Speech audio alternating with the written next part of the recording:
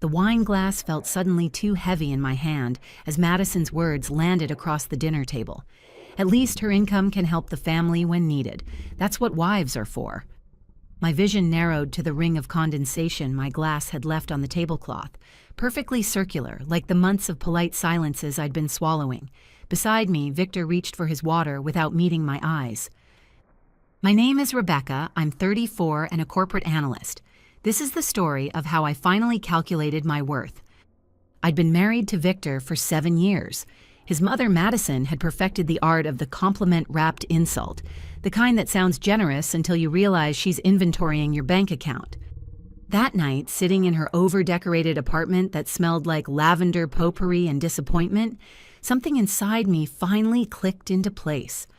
The dinner had started like every other Sunday obligation. Madison's dining room was set like we were dining at a country club. Cloth napkins, 3 forks nobody needed, flowers arranged with surgical precision.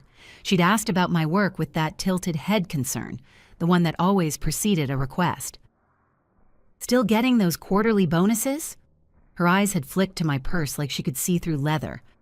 Must be nice having extra. I'd made more than Victor for 5 years running. My salary paid for the car we'd driven over in, the Caribbean vacation Madison loved showing photos of to her book club, the specialist appointment for her back that insurance hadn't covered. But somehow I always answered her questions like I was defending a dissertation. "Work's good," I'd said, cutting my chicken into precise pieces. "Steady." "Well," Madison had smiled, turning to Victor, "at least she can contribute when family needs it." That's when she said it. The thing about wives and income and helping. And I watched my husband, the man who'd promised to stand beside me, take a long drink of water and study the tablecloth pattern like it held secrets. The drive home, Victor kept his eyes on the road, hands at 10 and 2 like he was taking a driver's test.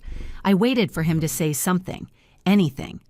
The silence stretched until it became its own conversation. "You didn't have to make it weird," he finally said as we pulled into our driveway. "Weird. Not wrong. Not invasive. Weird." "Your mother just announced my salary is her personal checking account," I said quietly. "And you didn't say a word." "She doesn't mean it like that." He turned off the engine but didn't move. "You know how she is. She just... Family is family. Family is family." I'd heard that phrase so many times it had become white noise, the excuse that covered everything from boundary violations to balance transfers I never approved. That night, I couldn't sleep. I lay there staring at the ceiling fan, thinking about all the little moments I'd ignored. The Venmo requests at midnight for things that weren't emergencies, the suggestions about renovating Madison's bathroom, the jokes about my lucky job that paid more than Victor's teaching position. Every time he'd smoothed it over. Every time I'd let him. Around 3 a.m., I got up and opened my laptop. The blue light felt harsh in the dark bedroom, but I needed to see it clearly. I pulled up our shared accounts, the ones I'd set up years ago because combining finances seemed like what married people did. The transfers lined up like evidence, small amounts at first. Netflix subscriptions I didn't recognize, utility bills for Madison's apartment, a $400 charge labeled family emergency from March, a $600 temporary loan from July that had never been temporary. They weren't huge individually. That's what made them perfect. Death by 1,000 paper cuts, each one small enough that I'd seemed petty for mentioning it. But together, I was funding a second household. The breaking point came the following Tuesday over coffee. Victor mentioned, casual as discussing weather, that Madison was thinking about downsizing her apartment. "She's wondering if we could help bridge the gap," he said, not looking up from his phone. "Just for a few months."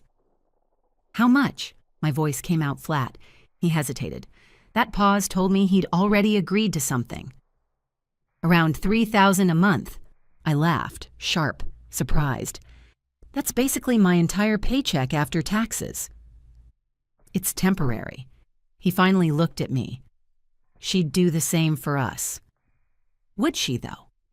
I thought about the last time I'd needed help, when my car died and I'd asked to borrow her AAA card. She'd said it was complicated with her membership level. "Did you actually discuss this with me?" I asked.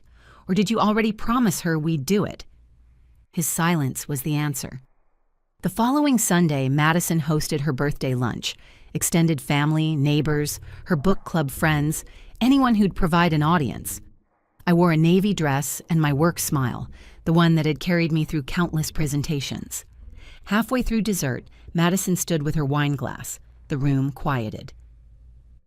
"I just want to thank Rebecca," she announced, voice warm and practiced, "for being such a generous wife.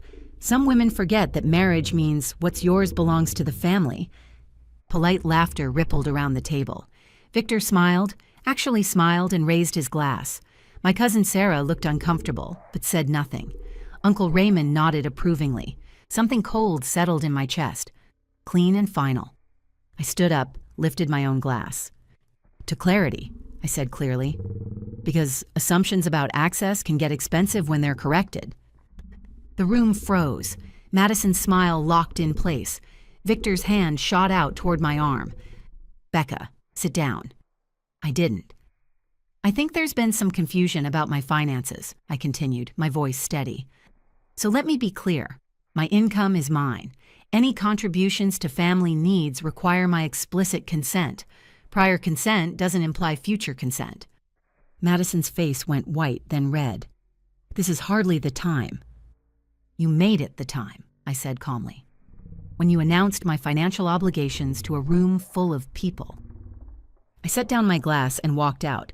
Behind me, Victor called my name, but I was already in the car, engine running, hands steady on the wheel.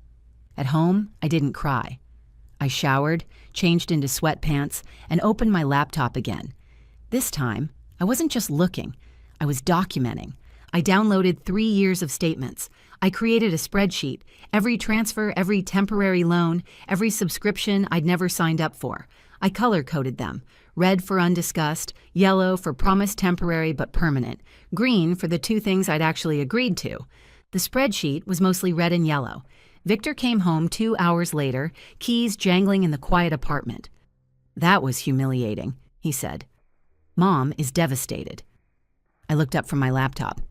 "Is she devastated about humiliating me publicly, or devastated that I didn't stay quiet?" "You made a scene." "No," I said. I responded to one. He sank onto the couch. "Why are you being like this?" "Because 3 days ago, you agreed to give your mother $3,000 of my money every month without asking me. Because for 7 years, I've been treated like a joint bank account with feelings. Because you smiled when she thanked me for money I never agreed to give. Family helps family. Then family should ask family, not announce, not assume, ask." The next morning, I called my bank. I'd opened a new account over the weekend, just mine. I transferred my direct deposit. I changed the passwords on every shared account. I removed Madison's authorized user status from my credit card, the one Victor had added in case of emergency 3 years ago. Then I sent one email, professional, unemotional, CC'd to Victor. "Madison, effective immediately. All financial contributions require written agreement from both parties. Prior access has been revoked. Any outstanding balances from the attached spreadsheet should be repaid within 60 days. Please let me know if you need the payment plan breakdown." I attached the spreadsheet. 3 years, $23,000 in undiscussed transfers. The phone rang 6 minutes later. I let it go to voicemail. Madison's voice was sweet poison. "Rebecca, sweetheart, there seems to be some confusion with my card. It's not working." I called back on speaker, voice recorder on. "There's no confusion. The access was temporary. I've corrected it." "But we had an arrangement." "We had assumptions. I'm correcting those too." "Victor said you'd be reasonable." "I am being reasonable. The email explains everything." She hung up. 10 minutes later, Victor called from school. "You can't just cut her off like this." I didn't cut her off. I removed her from my accounts. She's welcome to her own accounts. She's counting on that money. She counted wrong. The email outlines repayment terms. They're fair. "Repayment?" His voice cracked. "You're charging my mother for helping family?" "No," I said calmly. "I'm requesting reimbursement for money taken without consent. There's a difference." That evening, he came home with printed emails, Madison's tearful voicemails queued up on his phone. She's saying you're trying to ruin her, that you're heartless. I closed my laptop. Did she mention the $23,000? That's over 3 years. Without asking, 3 years of taking without asking. She's my mother. And I'm your wife. When, exactly, were you planning to pick a side? He had no answer for that. The 60-day deadline approached. Madison called Victor daily. Long, weeping conversations I could hear through the bedroom door. She told him I was vindictive, that good wives don't keep spreadsheets, that she'd tell everyone how cruel I was being. Let her, I said when he reported this. She already announced my financial obligations publicly. She set the precedent for airing family business. 2 weeks before the deadline, a lawyer's letter arrived at Madison's apartment. Not from me. From the lawyer I'd quietly consulted. It outlined something I'd noticed while documenting everything. Several of the transfers she'd received through my accounts had tax implications she'd never reported. The letter made it clear she'd need to either file amended returns or face potential auditing. I wasn't threatening action. I was informing her of existing obligations. She paid, not in installments. One wire transfer, full amount. No note, no apology, no acknowledgement. Victor found out when he checked the joint account we still shared for household bills. She paid, he said, staring at his phone like it had betrayed him. Yes. You could have destroyed her, the tax thing. I informed her of her obligations, just like she informed me of mine. Is this what you wanted? Her scared, paying back money she needed? I met his eyes. I wanted to be asked. I wanted to be respected. I wanted my husband to choose me over his mother's convenience, but I'll settle for repayment. We separated 3 weeks later. Quiet, clean, financially untangled, I'd already moved my things to a studio apartment across town. The lease was in my name only. The divorce papers were filed a month later. Victor didn't contest anything. By the end of the year, it was finalized. Clean, quick, and definitively over.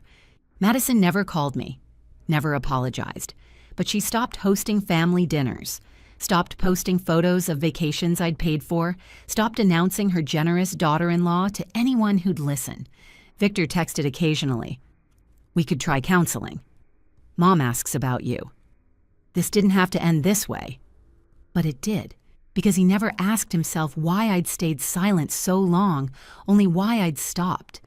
Money doesn't reveal character. It reveals what people thought they could get away with. Madison thought she could take because family meant permission. Victor thought he could avoid choosing because silence meant consent. I learned exactly who they were the moment I asked for my money back, not because of the amount, because of the outrage that I'd asked at all. Last week, Victor's sister called me. I wish someone had told me this was possible, she said quietly.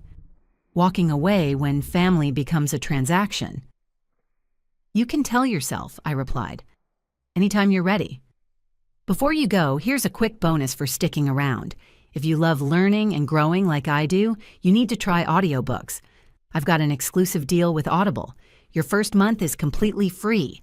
That's access to over 500,000 titles, zero cost to you. All the details are waiting in the description. Don't miss this one.